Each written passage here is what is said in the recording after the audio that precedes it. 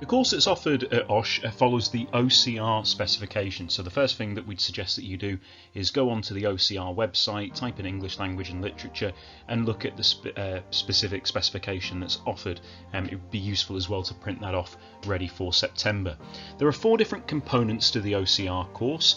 The first is exploring non-fiction and spoken text, which is an hour exam and it's worth 16% of your overall A level. The second unit is the language of poetry and plays, and that's a 2-hour module.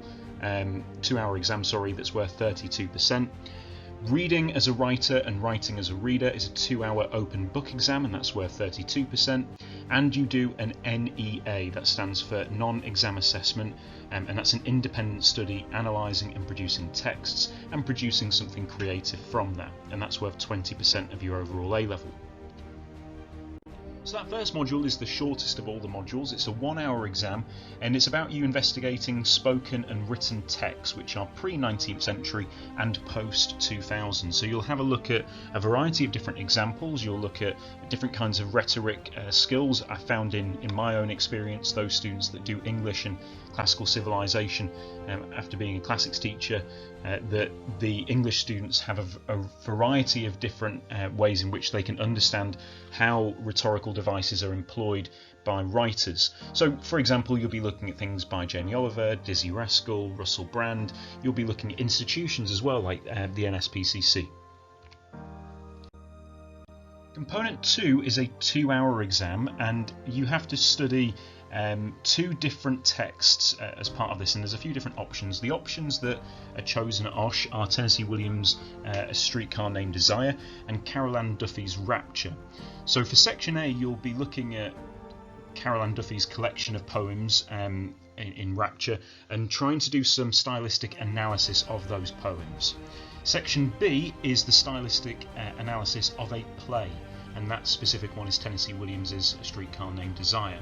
And with that, you'll be looking at the exploration of both different kinds of texts and looking at how you can analyse their style and the dramatic devices that they use.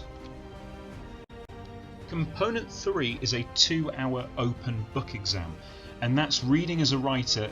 That's what the course is called. That focuses on exploring the nature of narrative in one fictional text.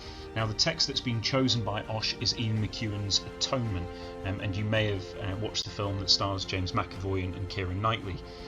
If you haven't watched it, that might be a good thing to watch, and actually, as summer preparation, it would be an excellent activity for you to read Atonement. Section B, which is writing as a reader, develops the understanding of narrative technique, and that's through a creative writing task that you set and a commentary from that. It's an open book exam, so you're able to bring in a copy of Atonement, and you're able to use that as part of your assessment.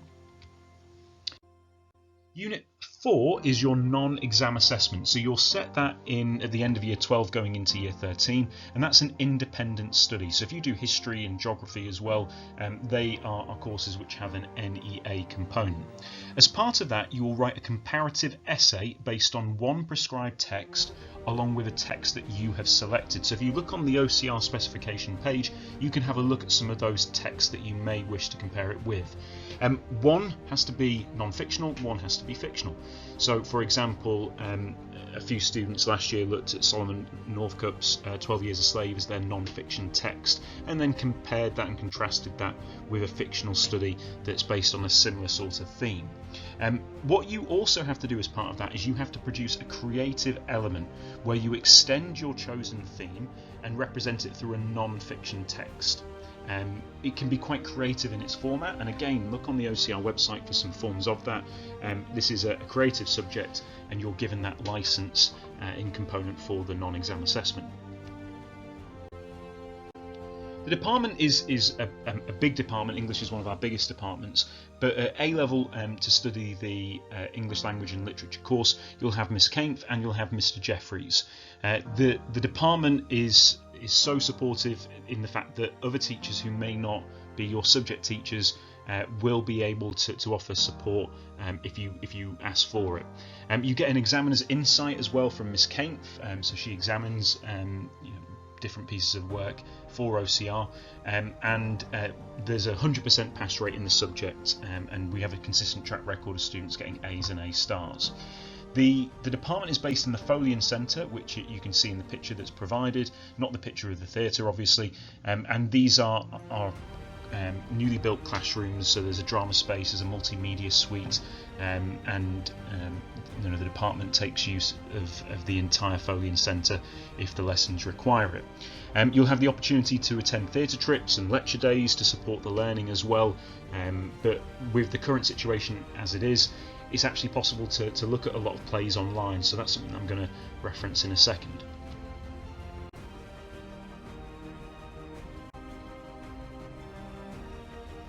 So in English Language and Lit we do 4 main topics.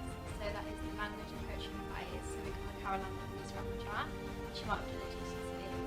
And we also do Ian McEwan's Atonement. There's a Street Car Named Desire, which is a play by Tennessee Williams. And we also do the language part of it, which is an anthology of speeches, of TV interviews, and then we analyse those like you would have done in GCSE 2. Good. And then next one is just the exams and the exam board and how the exams are structured. So with OCR, and there you put the writing as a reader and reading as a writer, so that is Ian McEwan's Atonement, and then we analyse that, which will take an hour. And then we do our own creative writing and we write a commentary on it. So we say why we chose to use such devices to show off how much knowledge we know for the language side of the specification.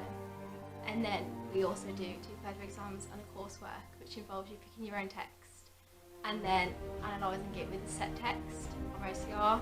And then that really allows you to just use your own knowledge of literature and incorporate it into the exam.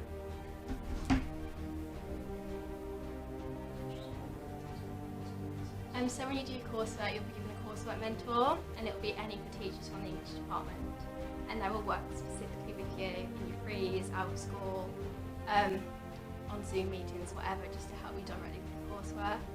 And they're always just an email away, so that can be difficult.